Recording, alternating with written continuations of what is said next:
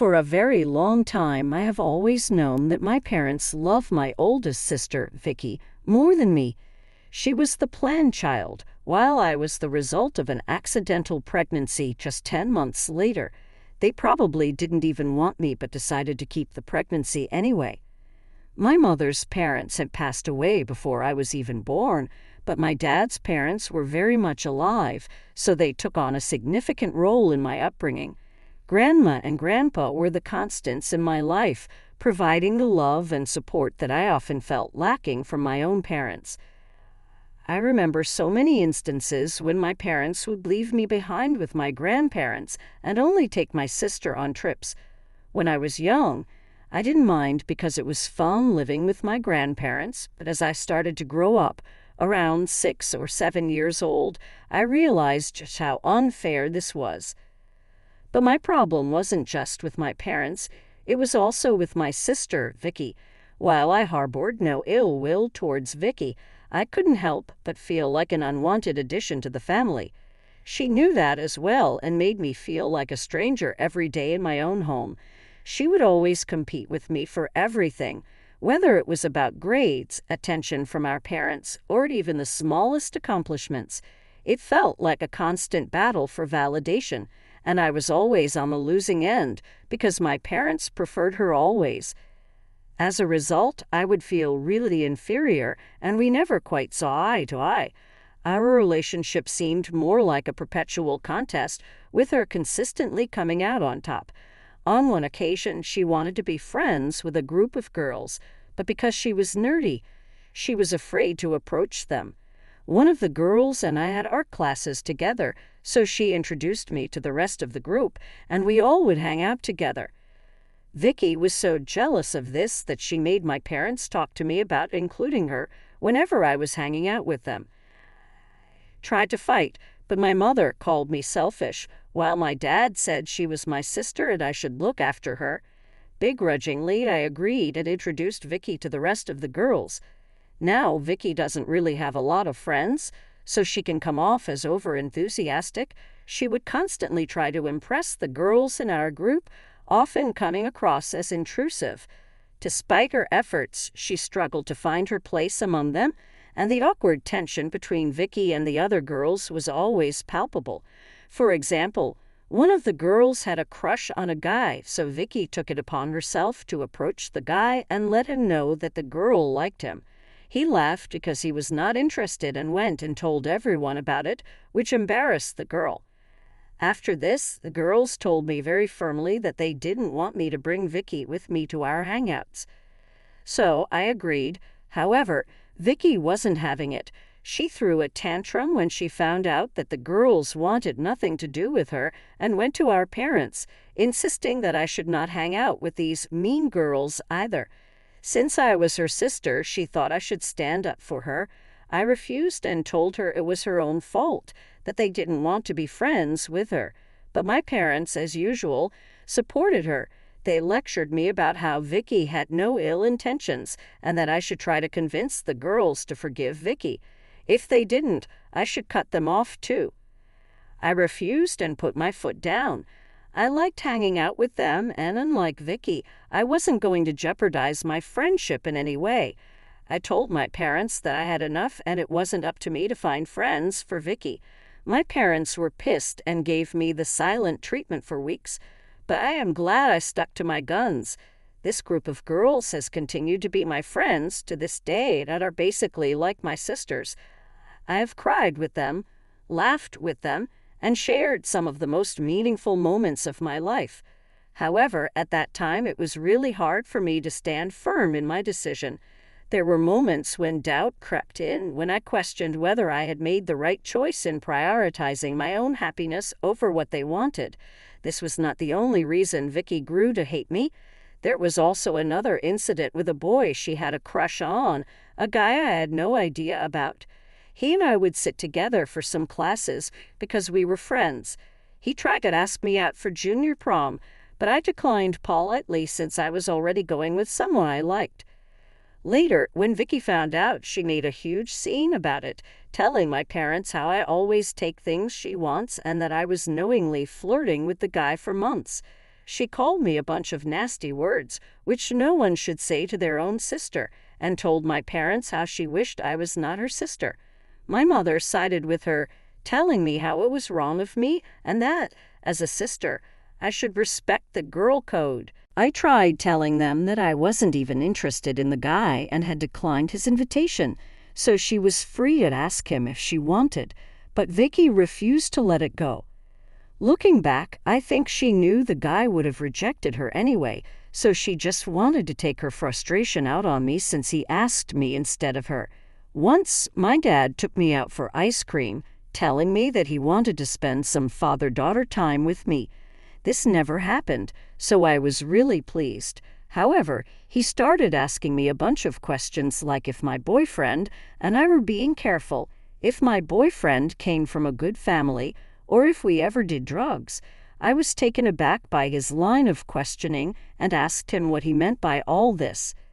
This is when my dad revealed that Vicky had been making up stories and telling my parents for months that I was doing drugs and drinking alcohol with my boyfriend. This was a complete lie, and I showed my dad my phone for him to verify that Vicky was lying. Later, when my dad confronted her about all the lies, she tried to justify that no one our age just hangs out with a guy and that I was hiding things from everyone. I was so pissed that I yelled at her for trying to make unnecessary drama and told her that it wasn't my fault, that she had no one to date, but that she needed to keep her nose out of my business. Vicky didn't like it and punched me. This happened out of nowhere since she had never been physically violent before. My nose started bleeding as I fell down on the ground, clutching my face in pain. My parents rushed me to the emergency room, and all the while, they were pleading with me not to file a police complaint against Vicky. They kept saying how it would ruin her life. While I was sitting in the back seat clutching my face, Vicky didn't even care, nor did she apologize.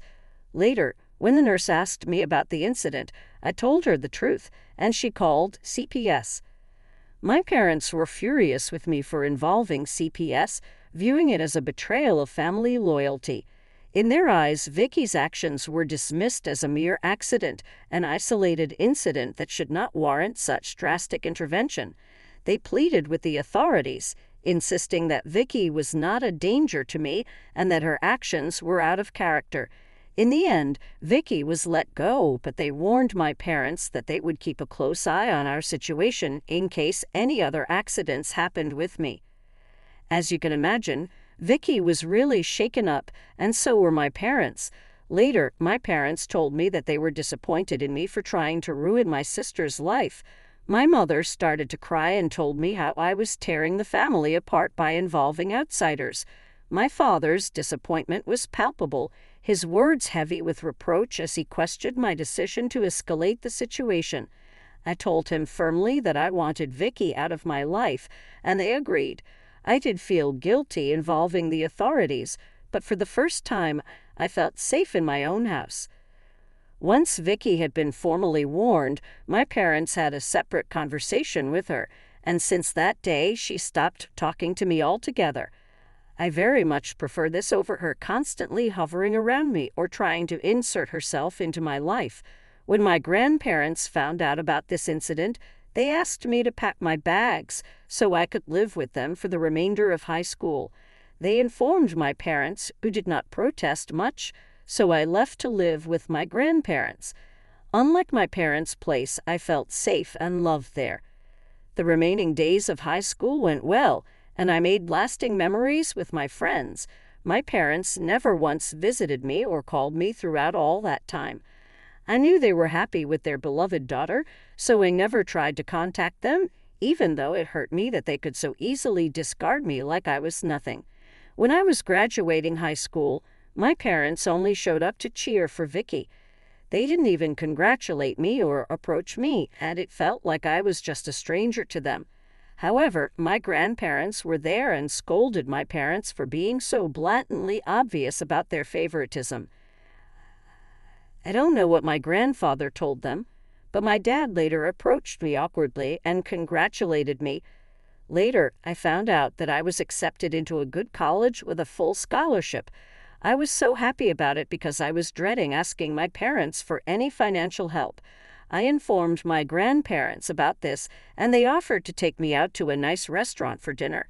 After dinner, my grandmother posted pictures of me on her Facebook account, writing a long caption about how proud she was of me for being such an exceptional student. Our relatives soon found out about it and chimed in, congratulating me. I guess some of them might have reached out to my parents, who had no idea about all this. Instead of feeling happy about it, my mother called to tell me the next day that Vicky had locked herself in her room crying because she had not been accepted yet by any college, and that I was knowingly trying to make my sister feel bad about her grades by talking to all our relatives. She told me how this was all my fault because I was apparently depressed after the CPS incident and had pushed Vicky into bad grades. I was so unbelievably heartbroken that my own mother could blame me for such a thing that it was the last time I ever talked with her for a very long time. My grandparents helped me move into my college dorm. Due to my high school boyfriend's college being far away from me, we had broken up. So I went to college single and ready to embrace the next chapter of my life with newfound independence and determination. The breakup had been difficult, but I was excited to meet new people. This is where I met Rob. He and I were both freshmen and spent half of our days in the library. Rob was unlike anyone I had ever met before. His quiet demeanor and studious nature mirrored my own, and we quickly found common ground in our shared love for academia. As the weeks turned into months, our friendship blossomed into something deeper. I realized that I had developed feelings for Rob that went beyond mere friendship. Being an extrovert, I was quite upfront about my feelings for Rob, and I was surprised to know that he felt the same way. We started going out and have been together for 8 years now. My grandparents have met Rob, and they absolutely adore him. I have met Rob's parents, who literally treat me like their own daughter. On occasion, Rob's mother has even confessed to me how she has always wanted a daughter, so she is glad that Rob met a wonderful person like me. To be honest, this is the first time I have been surrounded by family members who like me and don't actually resent me. I have told Rob stories of my childhood, and he listens to me with empathy and understanding. Throughout these last 8 years, my parents have hardly contacted me except to send an occasional birthday text if they remembered, but that is it. Recently, Rob and I got engaged. He proposed to me while we were trekking to our usual spot to watch the sun rise. It was a dreamy proposal, and it was so sweet how nervous he was to pop the question. I had no doubts in my mind when I accepted the proposal. I posted pictures of my engagement on my Instagram and also informed my grandparents about it. They were so happy for me and congratulated us on our future. I guess the news must have spread because my parents called me out of the blue to congratulate me as well. I thought it was just a casual conversation since we had not talked for years. They asked me about my life, my job, and my apartment before my dad asked straightforwardly if he could walk me down the aisle. I was taken aback by his sudden question since just a few moments ago he didn't even have an idea about which company I worked for. I told him that I had not thought about it yet. My dad told me how it would be embarrassing if I didn't ask him and others would question us about it, so it's better if he walked me down the aisle.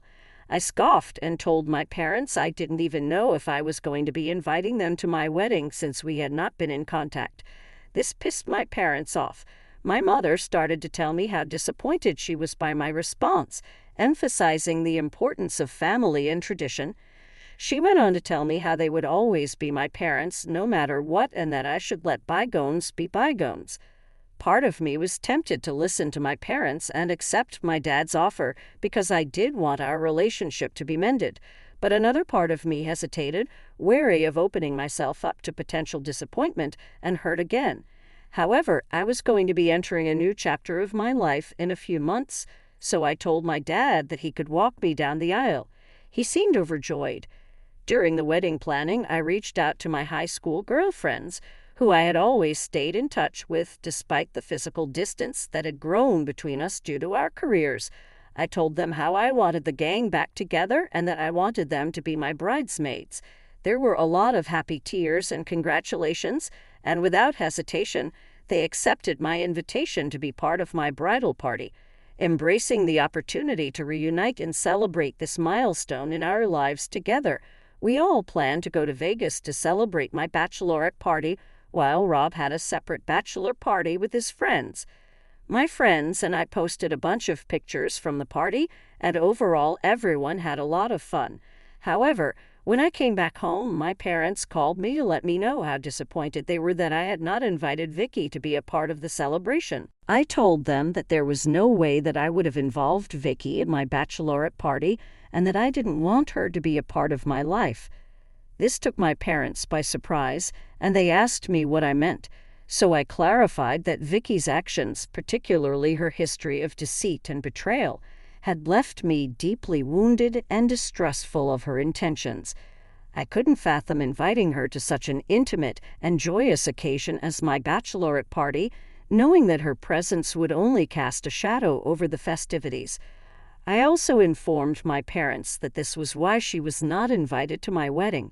Hearing this, my parents lost it. They went off about how I had no right to exclude my sister from my wedding and how it was my duty as her sister to include her in such important events. They told me that Vicky had been looking forward to meeting me after she found out that I was getting married. I was confused and asked my parents what gave Vicky that idea, since we had not even talked to each other for such a very long time. My parents brushed my concerns aside, saying this is not how sisters behave with each other.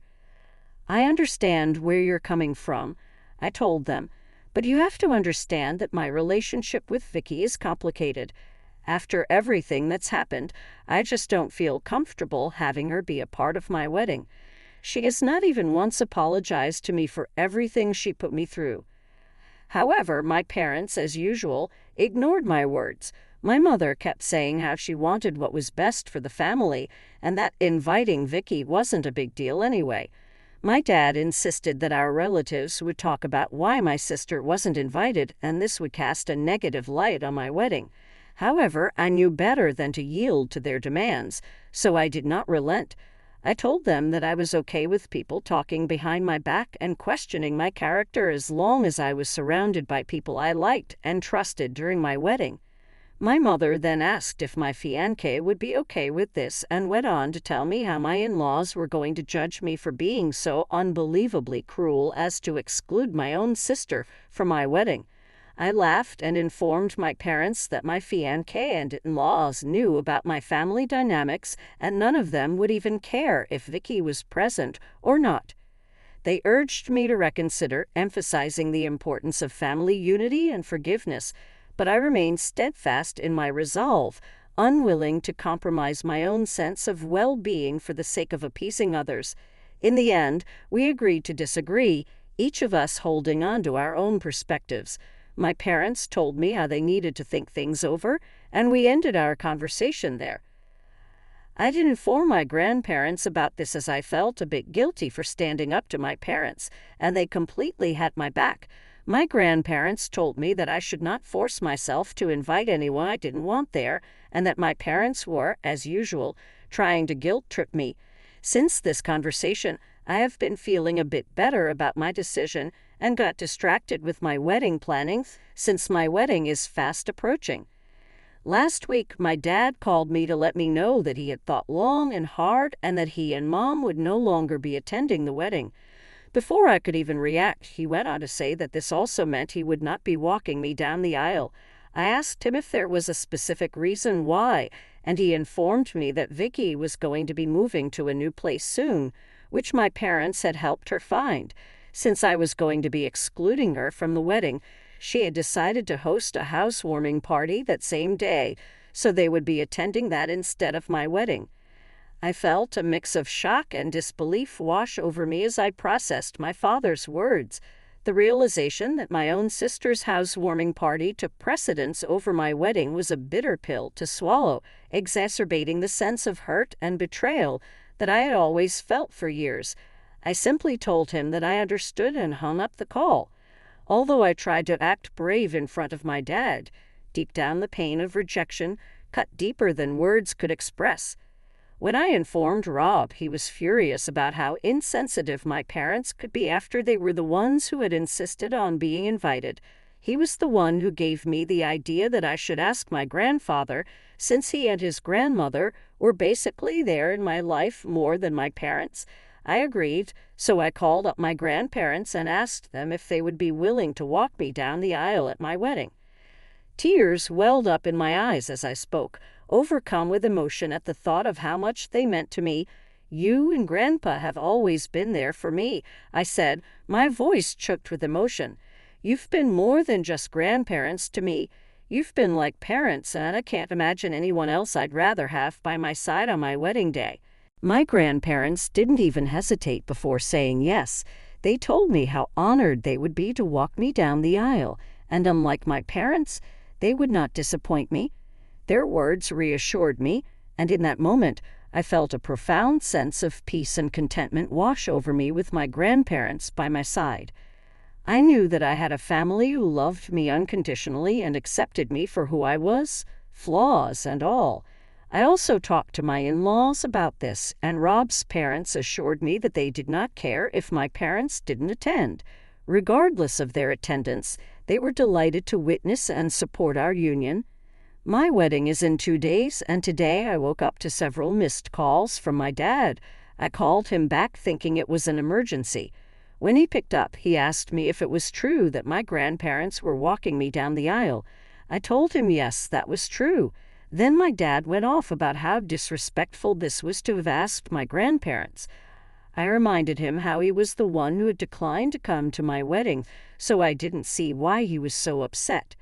My dad went on to yell at me about how he and Mom were just trying to make me see the wrong of my ways, and that they thought that by declining the invitation it would teach me a lesson. He went on to say how it was he and Mom who had raised me and paid for my food and education, so my grandparents had no right to replace him. Tried to reason with him, explaining that my grandparents had been there for me in ways he and Mom never were, but he wouldn't listen. He also told me how I had done nothing but alienate everyone from me, and this was all my fault. Since this conversation, I have been wondering if I really did something wrong here. Am I the asshole for asking my grandparents to walk me down the aisle? Update 1. Wow, I did not expect so many people would comment on my post. I have seen a lot of advice and suggestions on how I should approach this situation. I do agree that I need to cut off my parents permanently because their constant back and forth is exhausting and is starting to affect my mental health. I don't want them in my life when they have consistently shown me that Vicky is always their first priority. My parents are indeed selfish, and I have known that for a long time. However, how can a child just stop loving his/her parents? It's much easier to say, but it's very difficult to actually do it. However, for my mental peace, I have no choice but to do this so I can enjoy my wedding tomorrow. Update 2. Sorry for the lack of update this past month, but I have been quite busy since my wedding. First of all, yes, my wedding went quite well. With my grandparents by my side as I walked down the aisle, I felt a deep sense of joy as I exchanged vows with Rob, committing to spend the rest of our lives together. My girlfriends and I danced the night away, and I can't begin to describe how important it is to stay in touch with your childhood friends, no matter what, because sometimes they are your chosen family. During the reception, I did feel a twinge of sadness at the realization that my parents were not there to share in this special moment, especially as I watched Rob's parents and cousins giving speeches. However, I took solace in the knowledge that I had made the right decision for myself, prioritizing my own well-being and happiness. Some of my girlfriends did give speeches, sharing memories of our experiences and the bond that had carried us through both good times and bad. In the days following the wedding, Rob and I went for our honeymoon, which his parents had paid for as a wedding gift. I spent all my days just lazing around, enjoying myself with my husband. I feel so giddy every time I look at Rob and realize that he is married to me. Now, as I had mentioned earlier, I did cut off my parents by blocking them from everywhere. I didn't bother sending them an explanation because, very frankly, they don't even deserve one. I have no idea whether Vicky actually had a housewarming that day or it was just an excuse for my parents to not attend my wedding, but at this point I don't care. I wish nothing but the best to them and their beloved daughter. Update 3. So I was not going to update anything further since my last update, but something unexpected happened and I thought you all deserved to know. I hadn't checked my email in the past month because I was busy with my wedding and honeymoon. But today, as I was sorting through the emails, I found an email from Vicky. I don't even know how she found out my email address, and I was completely taken aback. I hesitated over whether to open her mail or simply delete it unread, but curiosity got the better of me, so I clicked on the email. Inside was a lengthy message from Vicky expressing her regret over our strained relationship and her desire to reconcile. She acknowledged the mistakes she had made in the past, admitting that she had been selfish and immature. Vicky apologized for the pain she had caused me over the years and expressed a genuine desire to make amends. She went on to write how she feels happy for me now that I'm married and that she wishes me nothing but the best. She ended the mail pleading that I should not punish my parents by cutting them off and that they missed me. Reading her words, I felt a mix of emotions: surprise, skepticism. Part of me wants to believe that Vicky has truly changed, that she is sincere in her apology and willing to work towards repairing our relationship. But another part of me remains guarded because this seems too good to be true. However, regardless of what she has written, I know for sure my parents don't miss me, because if they had, they would not have treated me this way all these years.